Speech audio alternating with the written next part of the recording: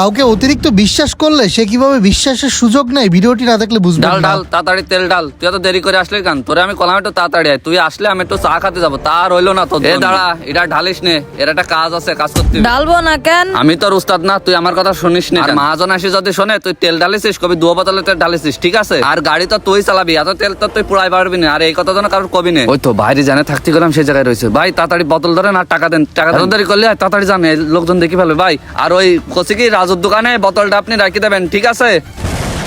এই তো গাড়ির সবকিছু কমপ্লিট।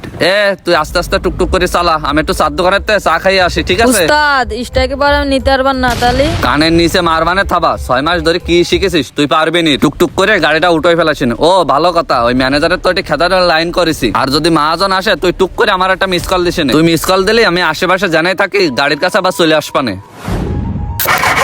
কি ব্যাপার, গাড়ি স্ট্যান্ড নিচ্ছে না কি জন্য? আর তোমার সে ড্রাইভার কো?